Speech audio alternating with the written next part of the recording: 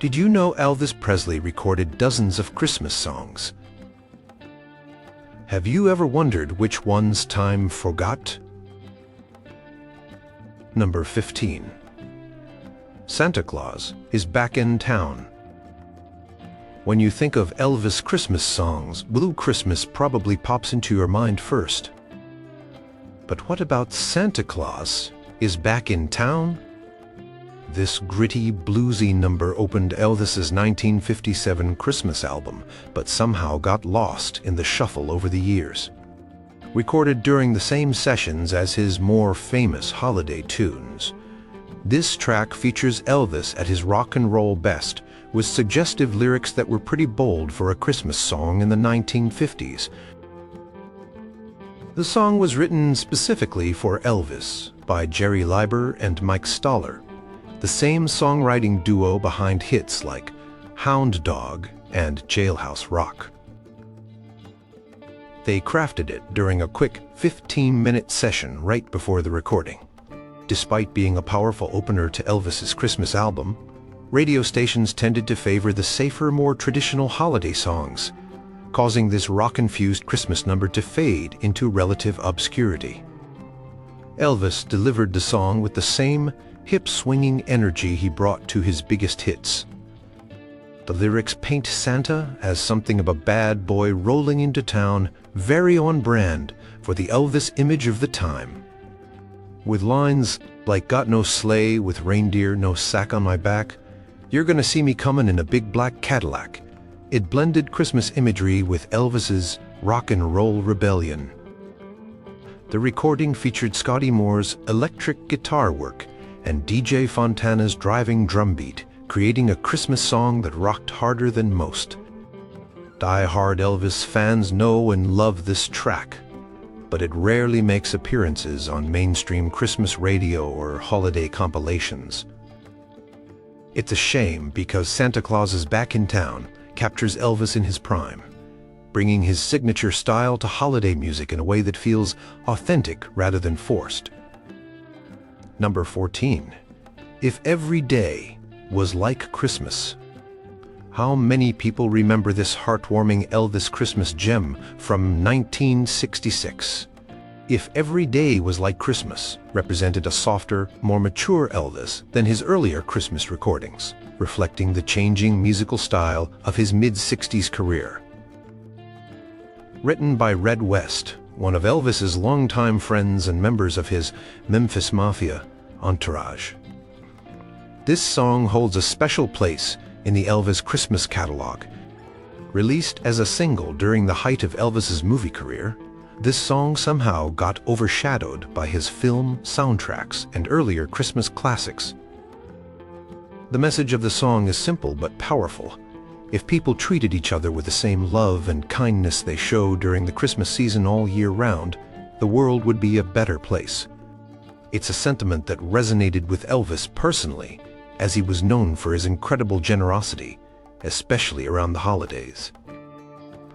The recording features lush orchestration and a choir backing, Elvis's warm, sincere vocal delivery. It centers his ability to convey emotion and tenderness, qualities that sometimes got overlooked amid his more flamboyant performances. Elvis recorded this in Nashville's RCA Studio B, the same studio where he created many of his hits from this era. Despite its beautiful message and Elvis's heartfelt performance, If Every Day Was Like Christmas rarely appears on holiday radio pods or Elvis compilation albums. It peaked at a modest number 34 on the Billboard Christmas Singles Chart in 1966. In the decades since, it's been largely forgotten, except by Elvis aficionados and serious Christmas music collectors. The song later appeared on Elvis's second Christmas album, Elvis Sings the Wonderful World of Christmas, released in 1971, but even there it was overshadowed by other tracks. Number 13. The Wonderful World of Christmas. Ever heard Elvis sing the title track from his second Christmas album? The Wonderful World of Christmas came 13 years after his first holiday collection and showed a very different Elvis than the young rocker who recorded Santa Claus is Back in Town. Released in 1971, this song captures Elvis in his jumpsuit era, bringing his maturing voice to a traditional Christmas ballad that sounds more like his gospel recordings than his rock and roll hits.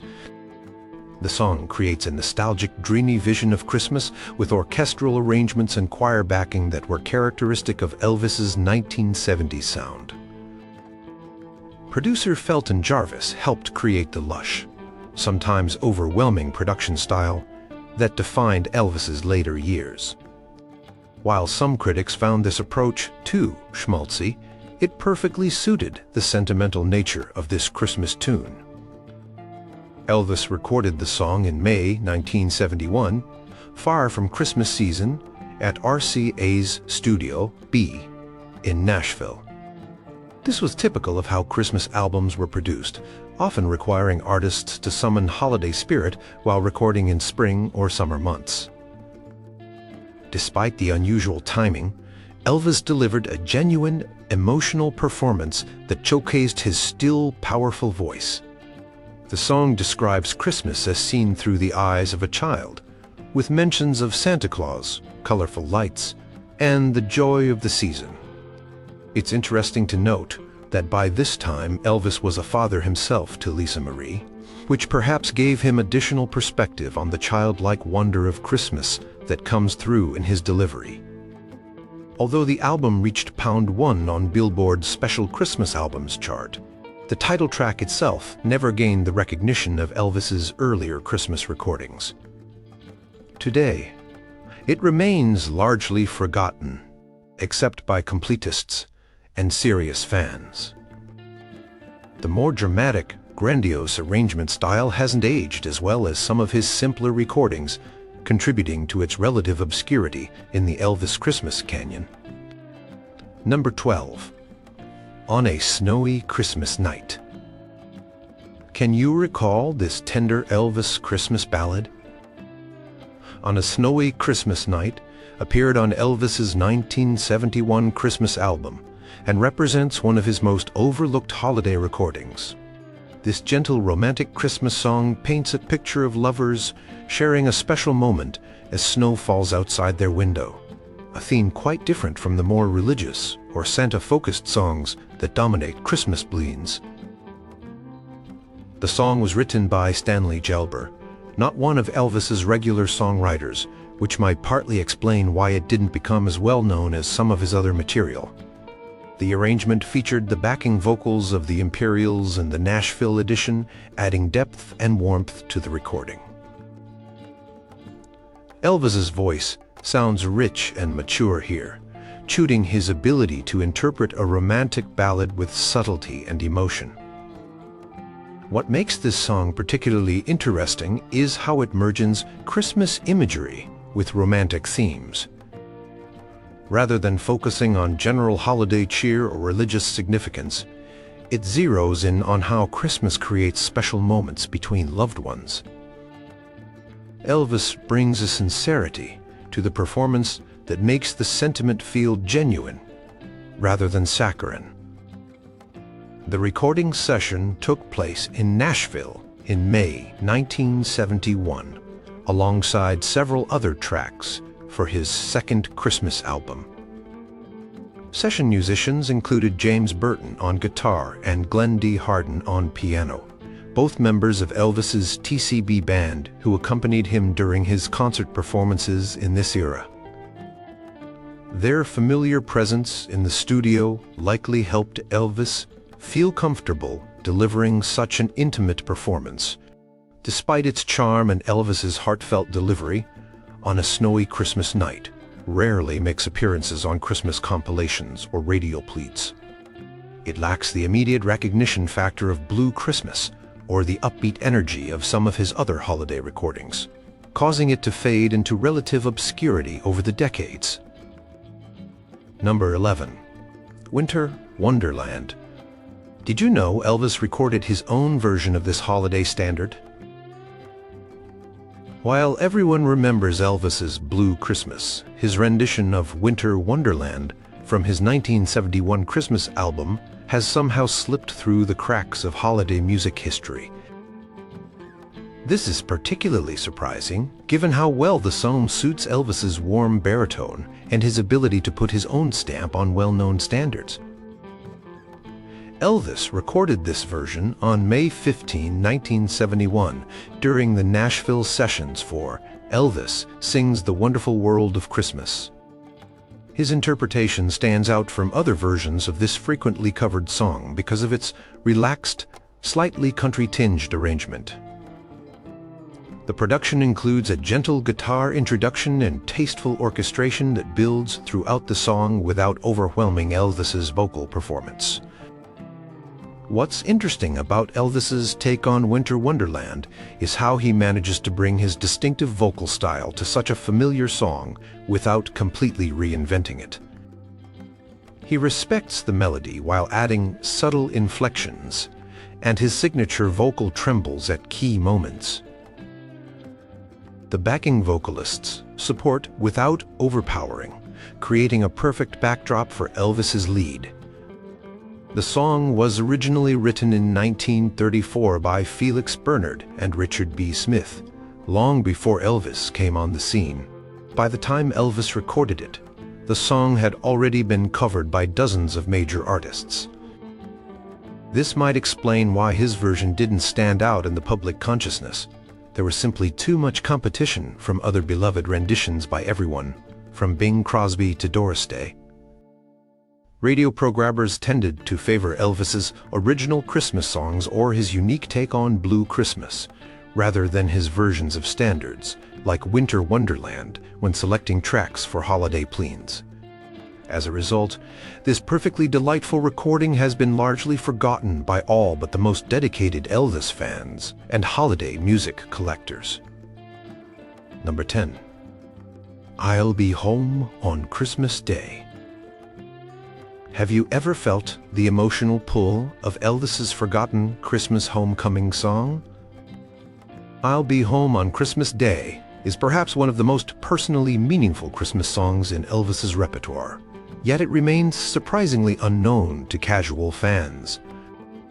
This soulful track from his 1971 Christmas album resonated with Elvis's own circumstances at the time, as his marriage to Priscilla was showing signs of strain that would lead to their separation the following year. Written by Michael Jarrett, this song tells the story of someone promising to return home for Christmas, despite difficult circumstances. Elvis connected deeply with the material, recording multiple takes and even revisiting the song months after the initial recording session to cut an alternate, more stripped-down version. The song's themes of separation, longing, and the pull of home during the holidays clearly touched something in Elvis. The standard version that appeared on the album features orchestration and backing vocals typical of Elvis's 1970s recordings, but what makes it special is the emotional authenticity in Elvis's delivery. You can hear genuine feeling in his voice as he sings about missing someone at Christmas time. For a performer often criticized for recording material beneath his talents during this period, I'll Be Home on Christmas Day stands out as a moment of real connection between artist and song. Interestingly, the alternate country version Elvis recorded in June 1971 features a more minimal arrangement that some fans prefer for its rawer emotional quality. This alternate take wasn't released until years after Elvis's death, appearing on various compilations, including Elvis for Christmas Fans Only in 1994. The existence of multiple versions shows how much this particular song meant to Elvis. Despite its quality and the genuine emotion Elvis brought to it, I'll Be Home on Christmas Day rarely makes appearances on Christmas compilations or radio poets. Perhaps its somewhat melancholy tone doesn't fit with the more upbeat Christmas songs that programmers favor, or maybe it's simply been overshadowed by Elvis's more famous holiday recordings. Number 9. Holly leaves, and Christmas trees. Can a Christmas song be both festive and melancholy? Elvis's Holly Leaves and Christmas Trees achieves exactly this delicate balance. Yet few people remember this nuanced holiday recording from his 1971 Christmas album. The song captures the bittersweet quality of Christmas memories, celebrating the joy of the season while acknowledging the pain of missing loved ones who are no longer present. Written by Red West, a member of Elvis's inner circle, the song seems particularly poignant, given that Elvis had lost his beloved mother Gladys 13 years earlier and still felt her absence deeply, especially during holiday seasons. The lyrics focus on how Christmas decorations and traditions can trigger powerful memories of people who have passed away or relationships that have ended. Elvis's vocal performance here is subtle and emotive, avoiding the overdramatic tendencies that sometimes characterized his 1970s recordings. He conveys the mixed emotions of the lyrics with perfect understanding, perhaps drawing on his own experiences of loss and longing. The arrangement features gentle acoustic, guitar, piano, and tasteful orchestration that builds gradually throughout the song. The recording session took place in Nashville in May 1971, alongside other tracks for the Elvis Sings the Wonderful World of Christmas album. By this point in his career, Elvis was increasingly drawn to songs with emotional depth and meaningful lyrics, moving beyond the sometimes light material found in his movie soundtracks. Holly, Leaves, and Christmas Trees exemplifies this evolution in his artistic choices. Despite its emotional resonance and Elvis's convincing performance, the song never gained widespread recognition. Its more reflective, somewhat melancholy tone differs from the festive cheer of most popular Christmas songs, which might explain why radio programmers rarely include it on holiday flutes. The song also lacks the immediate catchiness of Blue Christmas or the rock and roll energy of Santa Claus is Back in Town, causing it to fall through the cracks in Elvis's Christmas catalog. Number 8. O Come, All You Faithful. Would you recognize Elvis's version of this classic Christmas carol? Despite his well-known love for gospel music, Elvis's recording of O Come, All Ye Faithful from his 1971 Christmas album remains one of his least-known holiday tracks. This traditional carol might seem like an unusual choice for the king of rock and roll, but it actually shanksons an important aspect of his musical identity that casual fans sometimes forget. Elvis grew up immersed in gospel music and maintained a lifelong connection to spiritual songs. His 3 Grammy Awards were all for gospel recordings, not his rock and roll hits. This context makes his rendition of O Come, All Ye Faithful particularly interesting. It's Elvis expressing his genuine religious feelings through a Christmas classic. The arrangement starts relatively simply before building to a powerful conclusion with full orchestration and choir. Elvis approaches the song with respect for its traditional melody, while still making it his own through his distinctive phrasing and vocal power. The recording jinxes his impressive vocal range and control, particularly as the song progresses to its climactic final verses. Elvis recorded this track in Nashville in May 1971 during sessions for his second Christmas album. By this time in his career, he had fully embraced the more dramatic, orchestrated production style that characterized his 1970s work. While some critics find this approach excessive in the case of O Come, All Ye Faithful, the grand arrangement suits the majesty of the traditional carol. Despite the quality of the performance, Elvis's version of O Come, All Ye Faithful rarely appears on holiday compilations or radio flutes. Perhaps programmers gravitate toward his more unique Christmas contributions rather than his interpretations of standards that many other artists have also recorded. Whatever the reason, this sincere expression of Elvis's spiritual side remains largely forgotten, except by dedicated fans. Number 7. It Won't Seem Like Christmas Without You. Ever felt the ache of missing someone during the holidays? Elvis captured that exact feeling in It Won't Seem Like Christmas Without You, one of his most emotionally honest Christmas recordings that somehow faded into obscurity. This overlooked gem from his 1971 Christmas album speaks to anyone who's ever experienced the sharp contrast between holiday cheer and personal loneliness. The song was written by James Crane and Al Frisch, specifically for Elvis's Christmas project. Its lyrics describe the painful experience of going through holiday motions while missing someone special. Decorating the tree, hanging stockings, and seeing falling snow all serve as reminders of absence rather than sources of joy. Given Elvis's complicated personal life in the early 1970s, the theme may have resonated with him on a personal level. Elvis delivers the song with genuine emotional investment, his voice conveying both tenderness and sadness. The arrangement starts simply before adding orchestral elements and backing vocals that enhance rather than overwhelm the sentiment. It's a master class in how Elvis could interpret a ballad, bringing authenticity to potentially sentimental material through his sincere delivery. The recording session took place in Nashville in May 1971, part of a productive few days of recording that yielded much of his second Christmas album. Session musicians included regulars from Elvis's TCB band alongside Nashville studio professionals, creating a sound that balanced contemporary country pop influences with the lush orchestration that characterized Elvis's 1970s output. Despite its emotional power and Elvis's convincing performance, It Won't Seem Like Christmas Without You'd never gained widespread recognition.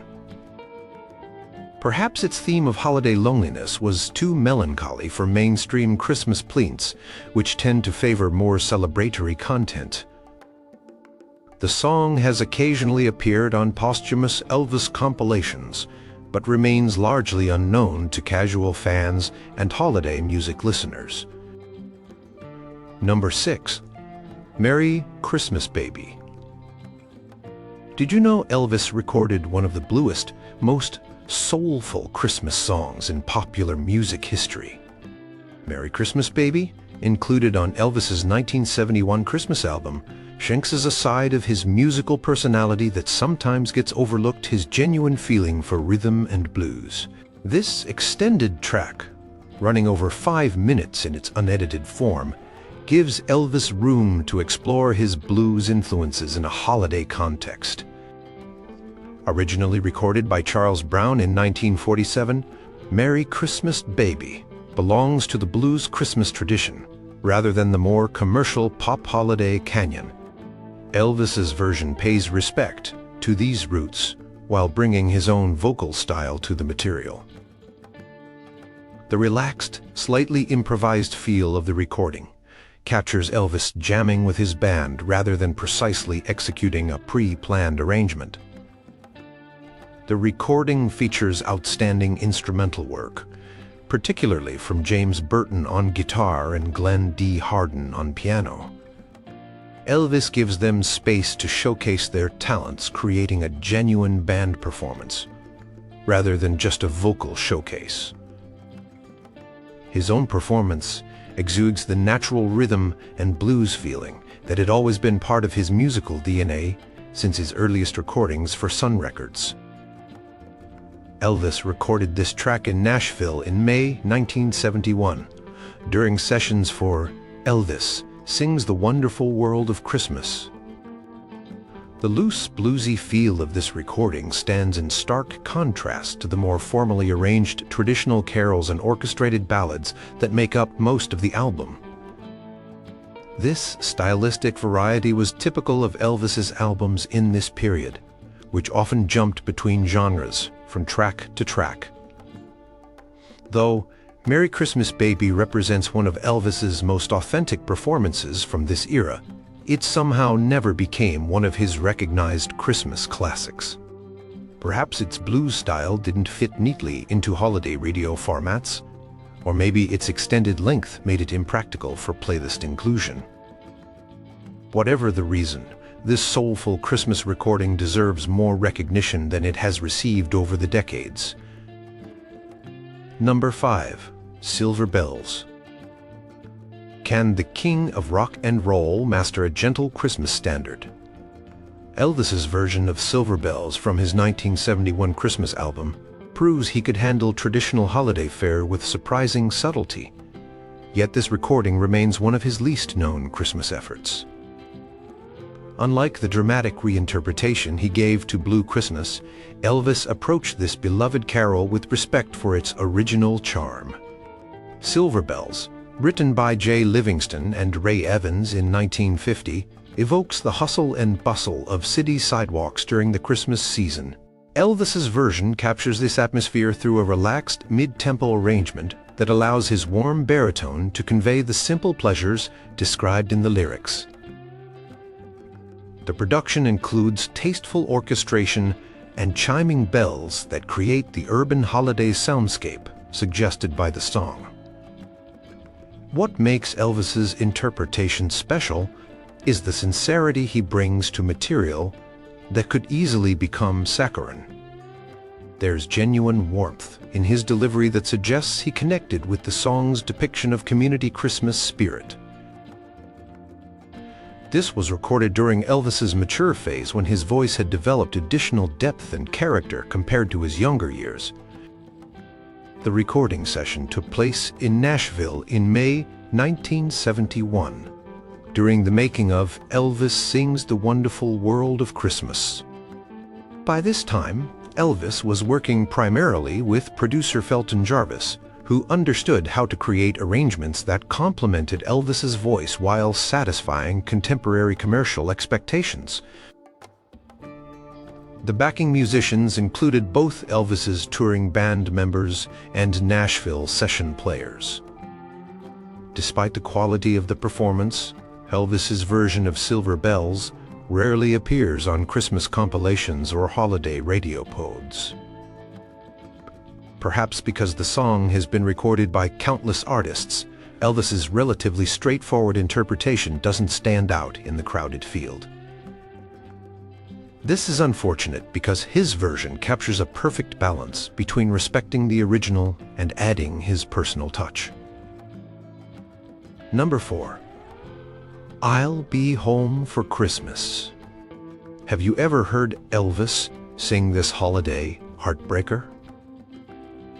Elvis Presley's rendition of I'll Be Home for Christmas from his 1957 Christmas album demonstrates his ability to convey emotional depth, yet it remains overshadowed by his more famous holiday recordings. This wartime standard, originally popularized by Bing Crosby during World War II, gained new poignancy through Elvis's interpretation. Recorded on September 7, 1957, during sessions for Elvis's Christmas album, this performance came at a pivotal moment in Elvis's career. He had already achieved massive success, but was about to face a significant disruption: his military service. Elvis would be drafted into the Army in March 1958, making the song's themes of separation and homecoming personally relevant to his situation. The arrangement keeps things relatively simple, allowing Elvis's voice to carry the emotional weight of the lyrics. His restrained, nuanced performance shows a maturity beyond his 22 years at the time of recording. The song builds gradually, with subtle orchestration supporting rather than overwhelming his vocal. The final line, "If only in my dreams," carries particular impact through Elvis's delicate delivery. I'll Be Home for Christmas was written by Kim Gannon, Walter Kent, and Buck Ram in 1943 during the height of World War II. Its message resonated powerfully with servicemen stationed abroad and their families waiting at home. When Elvis recorded it 14 years later, America was in a time of relative peace, but on the brink of involvement in Vietnam. His version bridges these different eras while maintaining the song's emotional core. Despite its artistic merit, Elvis's "I'll Be Home for Christmas" has never received the same attention as his other holiday recordings like "Blue Christmas" or "Santa Claus is Back in Town." Perhaps it's because his interpretation doesn't radically reinvent the song the way he transformed other standards. Whatever the reason, this sensitive performance reveals a side of Elvis that deserves wider recognition, especially during the holiday season. Number 3. The First Noel. Did you realize Elvis recorded traditional Christmas carols with genuine reverence? The First Noel from Elvis's original 1957 Christmas album says his often overlooked ability to sing religious material with authentic feeling and respect. This ancient English carol might seem an unusual choice for the hip-swiveling rock and roller, but it connects directly to Elvis's gospel roots. Recorded on September 7, 1957, at radio resorters in Hollywood, this track featured the backing vocals of the Jordanaires, who frequently supported Elvis on both his secular and sacred recordings. Their harmonies blend beautifully with Elvis's lead vocal, creating a reverent atmosphere appropriate to the song's nativity story. The arrangement remains relatively traditional, allowing the melody and message to take center stage. Elvis approaches the First Noel with a straightforward sincerity that might surprise those who know him only for his more flamboyant performances. His voice is clear and strong, with none of the vocal theatrics that sometimes characterize his rock and roll recordings. This demonstrates his versatility as a vocalist and his genuine connection to Christian music, which remained important to him throughout his life. The decision to include traditional carols on Elvis' Christmas album was somewhat controversial at the time. Some religious leaders were uncomfortable with Elvis, then seen as a controversial, sexually suggestive performer, recording sacred Christmas music. However, these tracks reflect an authentic aspect of Elvis's musical identity and background in Southern gospel tradition.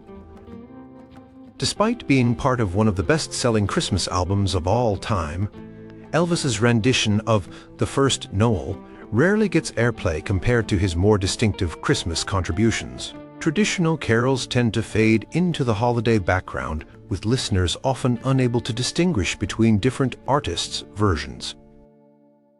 This has led to Elvis's sincere and skillful interpretation being largely forgotten except by dedicated fans and collectors. Number 2. O Little Town of Bethlehem. Ever wondered how Elvis would approach a solemn Christmas carol? His version of O Little Town of Bethlehem reveals a respectful spiritual side of the King that casual fans might not recognize. This traditional carol appeared on his groundbreaking 1957 Christmas album, but has since been overshadowed by his more distinctive holiday recordings. Elvis recorded this track on September 7, 1957, during sessions at radio resorters in Hollywood for what would become Elvis' Christmas album. The Jordanaires provided harmony, vocals, creating a quartet sound that harkened back to the gospel music Elvis loved from childhood. The arrangement remains relatively simple and traditional, allowing the focus to stay on the carol's message and melody. What makes Elvis's version interesting is how he approaches the material with genuine reverence while still making it his own. His voice is clear and powerful but controlled, showing none of the wild abandon of his rock and roll performances. Instead, there's a sincerity that suggests Elvis felt a genuine connection to the religious significance of the lyrics, reflecting his complex relationship with faith throughout his life. "O Little Town of Bethlehem" was written in 1868, with lyrics by Phillips Brooks and music by Louis Redner. By the time Elvis recorded it, nearly 90 years later, it had become a standard part of the American Christmas canon. His version doesn't radically reinvent the carol, but offers a window into the importance of spiritual music in Elvis's artistic identity. Despite being part of Elvis's iconic First Christmas album, his version of "O Little Town of Bethlehem" rarely receives airplay during the holiday season. Traditional carols performed relatively faithfully tend to get lost among the more commercially successful holiday songs. Additionally, programmers seeking to include Elvis in their playthroughs typically opt for his unique contributions like "Blue Christmas" rather than his interpretations of standard carols. Number 1. Silent Night. Have you heard the king of rock and roll sing perhaps the most beloved Christmas carol of all time? Elvis Presley's rendition of Silent Night stands as a testament to his gospel roots and spiritual side, yet somehow remains one of his least remembered Christmas recordings. This beautiful performance opened the second side of Elvis's 1957 Christmas album, but has since faded into relative obscurity compared to his more distinctive holiday tracks. Recorded on September 7, 1957, during sessions for Elvis's Christmas album at Radio Resorters in Hollywood, this interpretation features the harmonies of the Jordanaires supporting Elvis's reverent lead vocal. The arrangement remains largely faithful to the traditional melody, with minimal instrumentation allowing the voices to carry the song. Elvis approaches the material with genuine respect, singing with a clarity and straightforwardness that differs markedly from his rock and roll style. Silent Night, originally composed in 1818 by Franz Xaver Gruber, with lyrics by Joseph Moore, was already one of the world's most recognizable Christmas carols when Elvis recorded it. The decision to include such a revered religious song on his Christmas album proved somewhat controversial at the time. Some religious leaders objected to Elvis, then viewed as a disruptive, sexualized performer, recording sacred music. In fact, Irving Berlin, who wrote White Christmas, was so upset by Elvis's rock and roll treatment of his song on the same album that he reportedly tried to have Elvis's version banned from radio. What's particularly interesting about Elvis's Silent Night is how it bridges his public image as a rock and roll rebel with his private devotion to spiritual music. Throughout his career, Elvis maintained a deep connection to gospel songs, eventually recording several albums of sacred music that tocate this less publicized aspect of his musical identity. His treatment of Silent Night offers early evidence of this duality in his artistic expression. Despite being included on one of the best-selling Christmas albums of all time, Elvis's version of Silent Night rarely receives airplay during the holiday season. With countless artists having recorded this standard, Elvis's relatively traditional interpretation doesn't stand out the way his more personally distinctive Christmas songs do. Additionally, the controversy that initially surrounded the sacred portions of his Christmas album may have limited the exposure of these tracks compared to his secular holiday recordings. Do we overlook these forgotten Elvis Christmas gems because they don't fit our simplified image of the king, or have we simply forgotten the full breadth of his holiday contributions?